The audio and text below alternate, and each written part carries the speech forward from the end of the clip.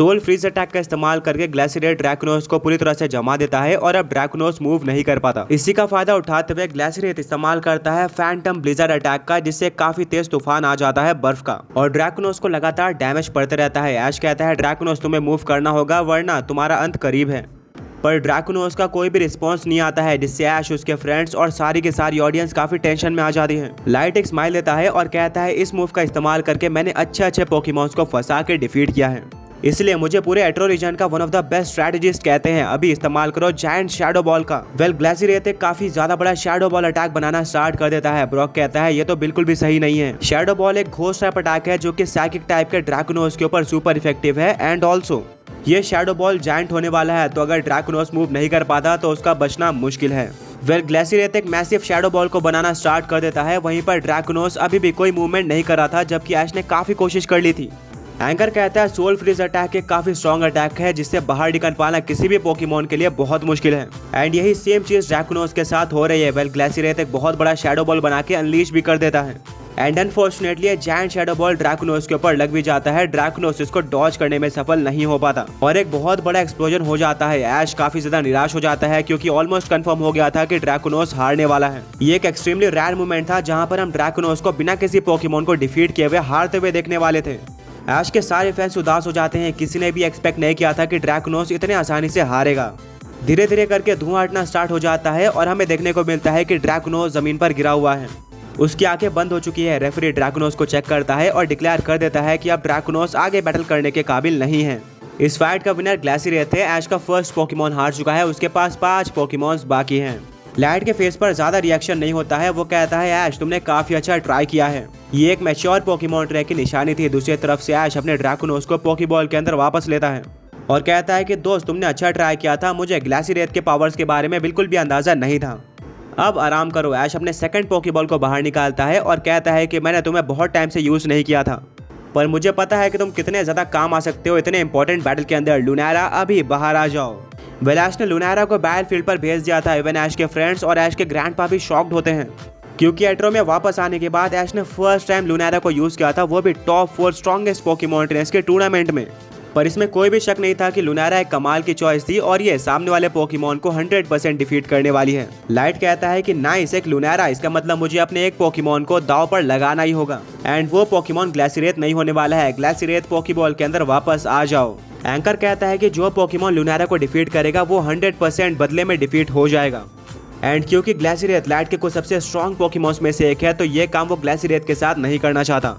Light अपने second Poké Ball को बाहर निकालता है और कहता है मेटेरस अभी बाहर आ जाओ। ये ग्राउंड और स्टील टाइप का सूडो लेजेंडरी पोकेमॉन था जो कि एट्रो रीजन से बिलोंग नहीं करता था। लाइट कहता है कि मैंने इसको किसी और रीजन में कैच किया है, चलो फाइट को स्टार्ट कर दिया जाए। वेल दोनों पोकेमॉन्स के बीच में फाइट स्टार्ट हो जाती है और हमें देखने को मिलता है कि एक अच्छे फाइट के बाद लुनारा हार तो जाता है, बट अपने एबिलिटी का इस्तेमाल करके वो अपोनेंट पोकेमॉन यानी कि मेटेरस को भी डिफीट कर देता है। यानी कि ऐश के 2 पोकेमॉन्स हार चुके थे, वहीं पर लाइट का फर्स्ट पोकेमॉन हार गया था।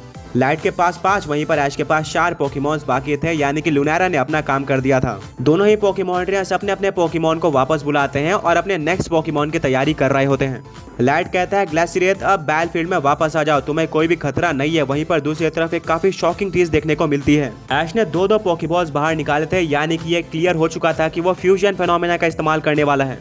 पर क्वेश्चन ये था कि किन 2 पोकेमॉन्स के ऊपर, क्योंकि ड्रैकुनोस तो ऑलरेडी हार चुका था जो कि हर बार म्यूटू के साथ फ्यूज हुआ करता था। सभी काफी हैरान होते हैं। ऐश एक स्माइल देता है और कहता है अगर मैं अभी एक्सपेरिमेंट नहीं करूंगा तो कब करूंगा।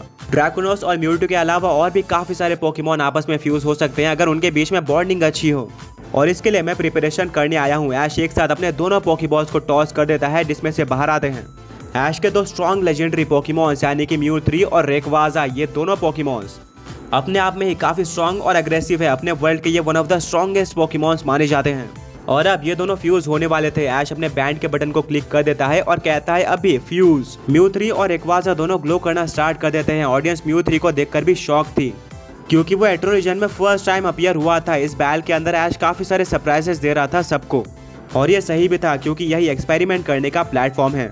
बढ़ने से पहले पिछले पोके क्विज के विनर्स ये रहे एंड आज का क्वेश्चन ये है कि ऐश का वो कौन सा पोकेमॉन है जो कि खुद तो हारता है पर एबिलिटी की मदद से वो अपोनेंट को भी हरा देता है। दोनों पोकेमॉन्स फ्यूज होना स्टार्ट हो जाते हैं और फ्यूज होने के बाद वो दोनों कुछ इस तरह के दिख रहे थे। इस पोकेमॉन का नाम रे 3 था और ये देखने में बहुत स्ट्रॉन्ग और इनक्रेडिबल लग रहा था। अब इसको बैल करते हुए देखने में मजा आने वाला है। इसको देखकर सारी की सारी ऑडियंस की आंखें चमक जाती हैं। लाइट कहता है कि ऐश, मैंने तो किसी और चीज की प्रिपरेशन की थी, क्या तुम्हें अपने सारे सरप्राइजेस मुझे ही देने थे? ऐश एक स्माइल देता है और कहता है, लाइट ऐसी कोई बात नहीं है, मैं तो सिर्फ और सिर्फ पोकेमॉन यूनिवर्स चैंपियनशिप की प्रिपरेशन कर रहा हूँ। फायर शुरू हो जाती है और ऐश कहता है, अभी रे 3 इस्तेमाल करो ड्रैगन पल्स एक्स अटैक का। सभी के सभी ने ड्रैगन पल्स मूव तो सुना था, पर यह ड्रैगन पल्स एक्स सबसे पहली बार सुन रहे थे। दूसरी तरफ से लाइट अपने ग्लेसिरेट को आइस बीम अटैक इस्तेमाल करने के लिए कहता है। दोनों ही पोकेमॉन्स अपने अपने अटैक को अनलीश कर देते हैं। ड्रैगन पल्स एक्स ये अटैक सबसे पहली बार अपना अपीयरेंस देता है और ये देखने में काफी स्ट्रॉन्ग और अनस्टेबल लग रहा था। ये ड्रैगन पल्स का अपग्रेडेड वर्जन था जिसके आसपास साइकिक एनर्जी होती है और इवन रे 3 भी इसको कंट्रोल नहीं कर पाता है, क्योंकि दोनों पोकेमॉन्स अभी फ्यूजन में मास्टर नहीं हुए थे। आइस बीम और ड्रैगन पल्स एक्स दोनों अटैक आपस में टकरा जाते हैं, जहां पर ड्रैगन पल्स एक्स पूरी तरह से डोमिनेट करता है और ग्लेसिरेट के ऊपर डायरेक्टली लग जाता है, जिससे ग्लेसिरेट काफी जोर से जमीन से टकराता है और उसको काफी ज्यादा हैवी डैमेज सहना पड़ता है। यह अटैक इतना जोर से लगा था कि ग्लेसिरेट दोबारा खड़े होने में भी स्ट्रगल कर रहा था। लाइट कहता है, ग्लेसिरेट क्या तुम ठीक हो? पर ग्लेसिरेट का कोई खास रिस्पॉन्स देखने को नहीं मिलता है। बात क्लियर थी कि रे 3 काफी स्ट्रॉन्ग लग रहा था। ऐश कहता है, रे 3 चलो इस फाइट को खत्म करते हैं, अभी स्काई डोमिनियन अटैक का इस्तेमाल करो। रे 3 आसमान में काफी ज्यादा ऊपर चले जाता है स्काई डोमिनियन अटैक का इस्तेमाल करने के लिए। दूसरी तरफ ग्लेसिरेट को थोड़ा रिकवर करने का टाइम मिल जाता है और वो खड़े होकर इस अटैक को डॉज करने के लिए रेडी होता है।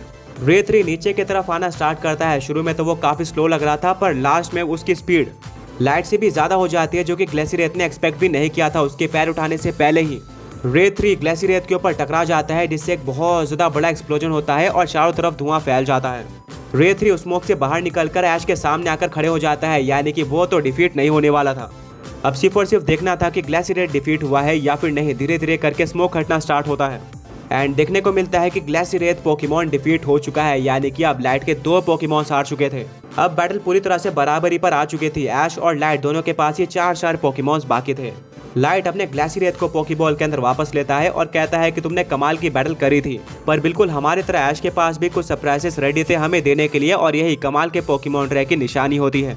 वेल कोई बात नहीं, अब आराम करो। रे अपने 3rd पोकेबॉल को बाहर निकालता है और कहता है कि ऐश, रे 3 को डिफीट करना मेरा टारगेट बन चुका है। वो अपने 3rd पोकेबॉल को टॉस कर देता है।